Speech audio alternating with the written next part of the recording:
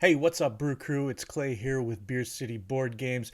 GenCon is just a few weeks away at this point, and today I'm going to be going over some of the games and expansions that I am looking forward to taking a look at the show.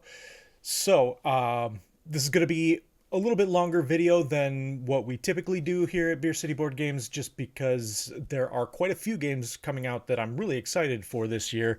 In fact, I even cut some from the list just so that the video didn't go on too long. But we're going to take a look at three different categories, I guess, just as a way to kind of organize this list up a little bit.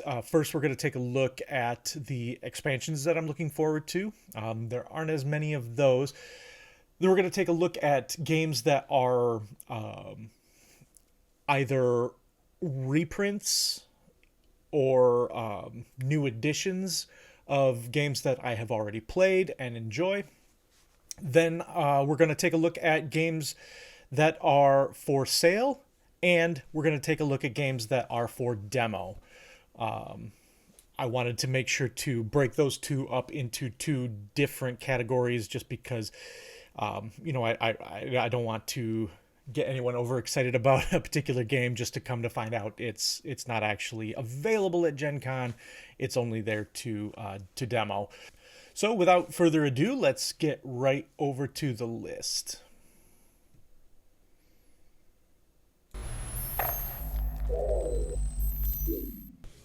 All right, now I don't want to spend too much time on any one particular game, so we're going to go through this list fairly quickly. Again, I don't want to have this video drag on for too long, and there's quite a few games that I want to be able to get to mention. So first off, we're going to start with the expansions. First one is Cascadia Landmarks, which is a expansion for the wonderful game Cascadia. It looks like this adds some kind of unique tiles to different types of environments in the game. So that one looks very cool. Same beautiful Beth Sobel artwork on that one. Next is Call of the Abyss, an expansion for Revive, which is a game that I was really surprised by over the last year. I'm not exactly sure what this one adds. Looks like there's a lot of different kind of components that are added into this one, but more Revive is very much worth it in my opinion. All right, so those were the two expansions that I am most looking forward to this year. Next, I'm going to be moving into the games that are more or less like new editions of games that I either am interested in or that I have played before. Next up, we have Dahlias from Uwe Rosenberg with art from Beth Sobel again. This is actually a reskin of the great game Bonanza, but with beautiful flowers and stuff instead of weird looking beans. So I really enjoyed Bonanza. I think it's a great game, but I'm definitely interested to try this one out just because I think this one's going to be a little bit easier to talk people into playing, mostly based on how it looks. All right, next up we've got Boop, or rather Boop. Boops was a really clever sounding game, which I still haven't played yet. I am a big fan of Halloween, though, so throw a Halloween theme on a game that I'm already interested in, and I kind of can't wait to take a look at it. Next, we've got Brussels 1893, the new edition with much better artwork than... I don't know if anybody remembers what the original looked like, but it was not a pretty game. It's a really good game. In fact, I think a lot of people probably overlooked it because of how it looked. But I think this new edition looks gorgeous. So I'm very excited to check this one out. Uh, if I end up getting my hands on this one, I'll probably be selling my old not so beautiful copy. Next up, we've got Great Western Trail, New Zealand. Now, I'm a big fan of the original Great Western Trail. I have not played Argentina yet, but I would like to try it. It doesn't sound like that one changes in a whole lot, but New Zealand sounds like it actually changes a little bit more of the gameplay. And so that has me very interested to try that one out. Okay, now we're moving on to new games. And again, I have these broken down into two sections. We're starting off with the games that will be available to buy at GenCon this year. Basically, what I'm doing is I'm working my way up from the smallest number to the largest number in terms of how many games are on each individual section of the list. Up first on this section, we've got Bonsai, which is a game all about the art of pruning bonsai trees. Looks like it's got some tile laying going on, and honestly, I think this is a really cool theme. It's a topic that I'm very fascinated by, and it looks beautiful to boot. So I'm really looking forward to taking a look at that one. Next up, we've got By the Seashore, which is a game all about collecting seashells and shark's teeth and sand dollars, and trying to basically get sets of these items uh, to score points. It looks beautiful. The cover looks great. I love the art on the cover. And it sounds like it has some cool hand management things going on. So definitely looking forward to taking a look at that. Then we've got DEF CON 1, which is an asymmetrical game all about the Cold War.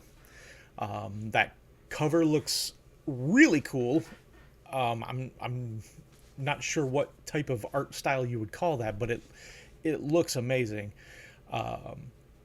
I tend to like kind of asymmetric political games.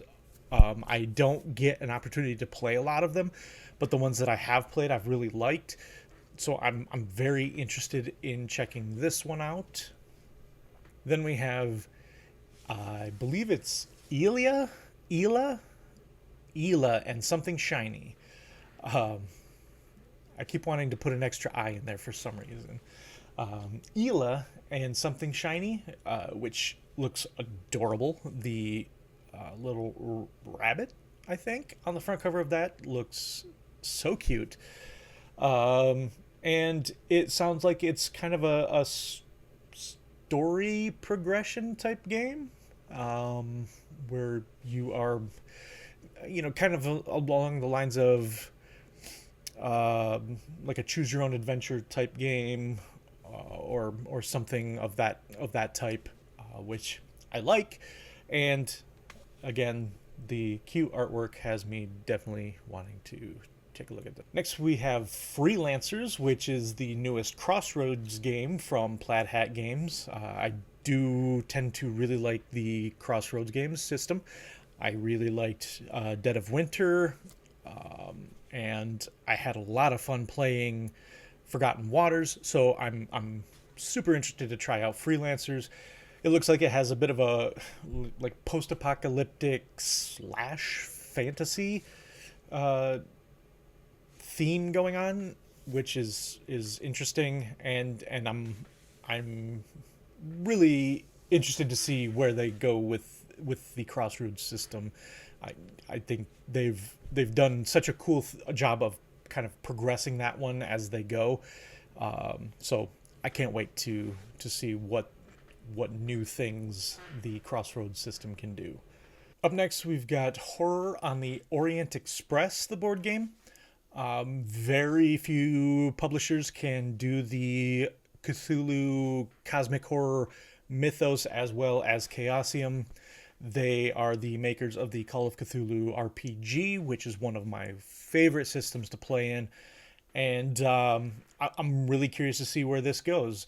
Now, This one, I'm a little bit confused on this one because it has a release date of 2025, but when I look at the preview, it does have a price listed as if you would be able to buy it. So I'm not sure what the story is with this one, whether it will be available to purchase at the convention, or if it's going to be a demo only type of thing. But either way, I'm looking forward to seeing it. But if I'm able to get a copy, that would be great.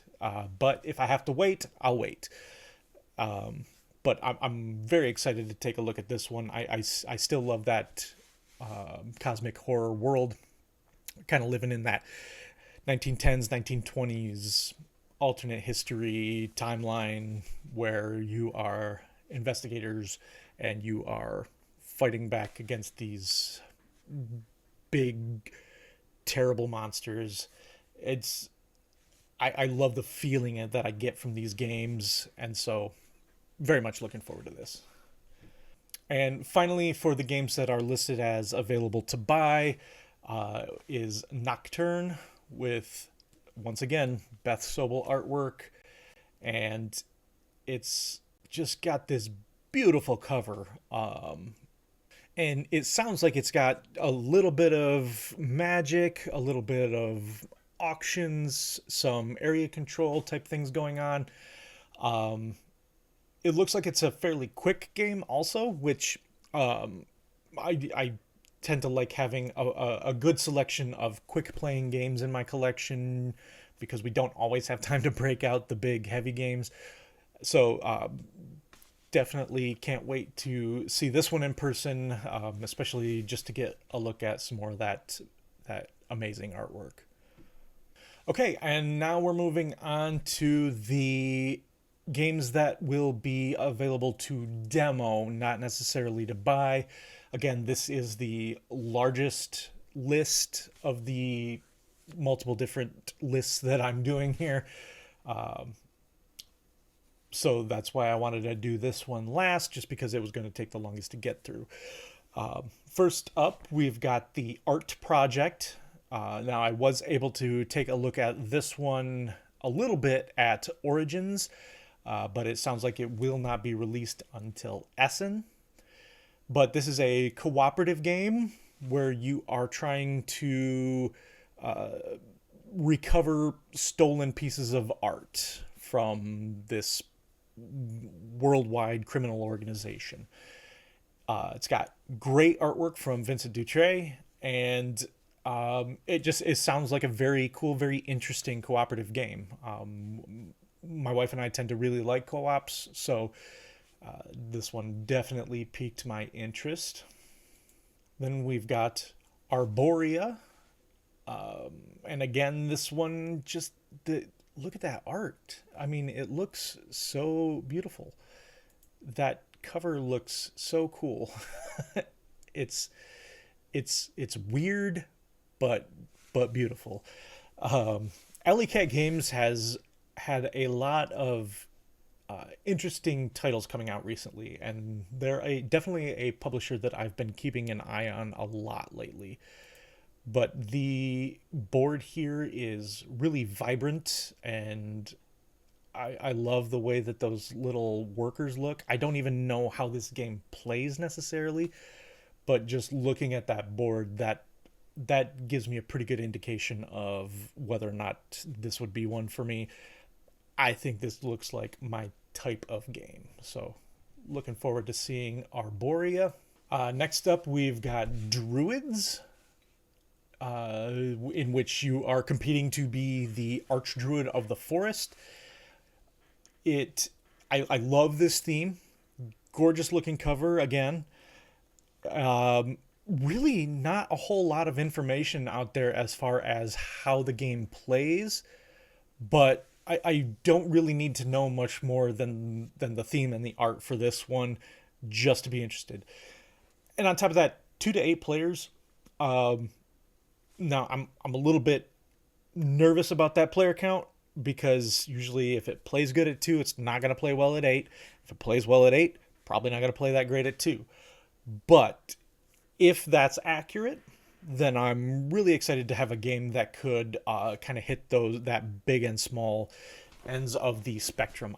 We don't have a lot of games that will play that high a player count, and so I'm very curious to see how Druids plays with that high player count. Next up, we have Emerge from Pandasaurus, and this game has the that nature theme that's been very popular recently, where we are going to be populating newly emerged islands. And it uses one of my favorite game mechanisms, which is dice worker placement. And it has these really cool looking components and what look like little multi layered island boards, which has me very interested. It looks really cool. I love all these little animal meeples and the trees and everything.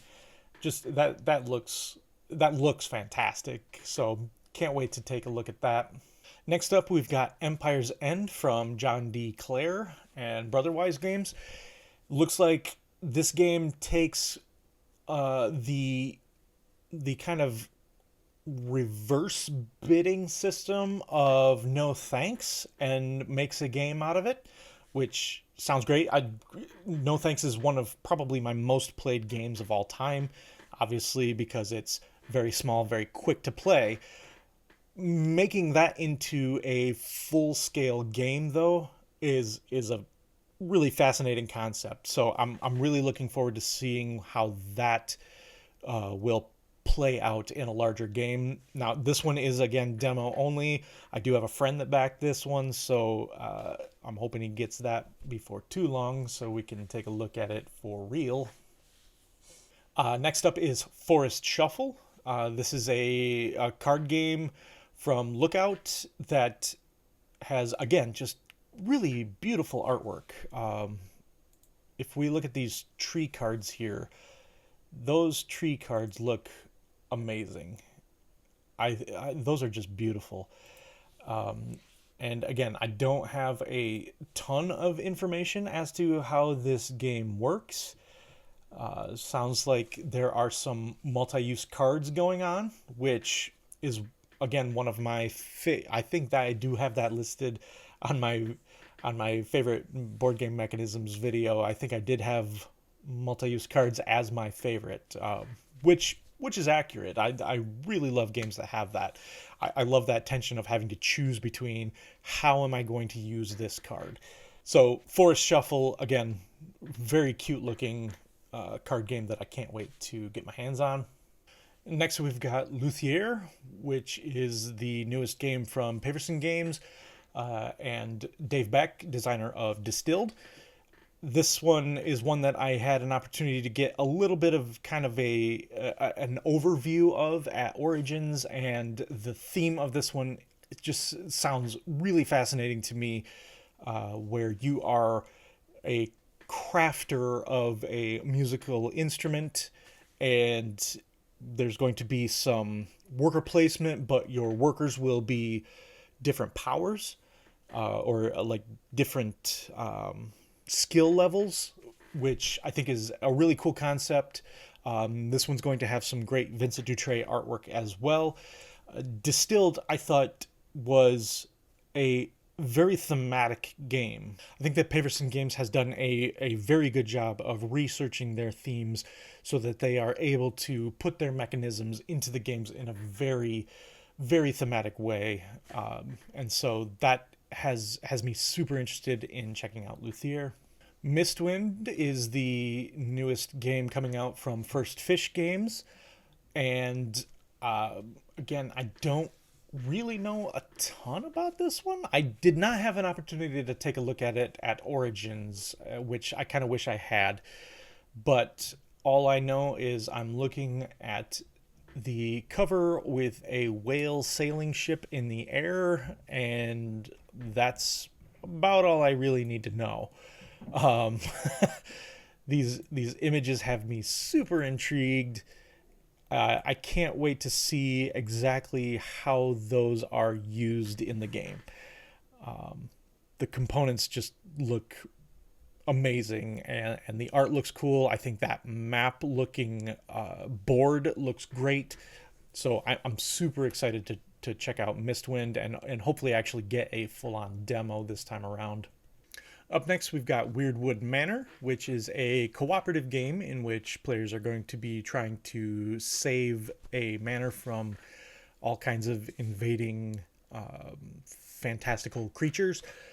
This one has me a little bit nervous because it does have, it sounds like real time elements involved, which I don't always enjoy, but if they're done right, can add a ton of excitement to a game. Project Elite is one of my favorite games, and so if it uses it in a kind of, it doesn't have to use it exactly the same way, but if it uses real time in a similar way just to create moments of tension, then I could see this being something that I just have a ton of fun playing. And last but not least, we've got Virtual Revolution. This game is one that I actually had a chance to sort of sneak peek at Origins. Somebody had a copy of it, and we had it set up, and we were getting ready to play, and just did not get a chance to play it. But I think this just, it sounds so much like Discworld Ankh-Morpork to me. It has a lot in common with that game, and I love Discworld Ankh-Morpork. I think I think it's a great game, which unfortunately is really hard to get a hold of now. And there is Nanty Narking, which is out, but again, to get the Kickstarter copy of that, you're looking at a pretty hefty chunk of change. I'm curious to see what the price tag will be on Virtual Revolution when it comes out. My hope is that it will be something that will be accessible to more players so that they can kind of get that Discworld experience from a game, at least a similar feel from the Discworld game, in a much more affordable and again accessible way. The theme of it looks really cool, very kind of cyberpunk and dystopian, and the cover looks great. Components look cool. The board looked great. Again, I wish we had the opportunity to actually sit down and play it, but I am interested to see how this one feels as you play. It does also look like a fairly punishing game, which is a little bit interesting to me. I tend to like games that kind of put the screws to you a little bit and make things difficult. It's a fine line to walk. There's a little bit of a balancing act there, but if it does it well, I could really see Virtual Revolution being an upper echelon game, in my opinion. All right, folks, that is my list of anticipated games for GenCon 2023. In the comments below, let me know what games you're looking forward to checking out at the show, and let me know if you're going to be there. I'd love to meet up and play a game or something. But until next time, let's get another round for the table.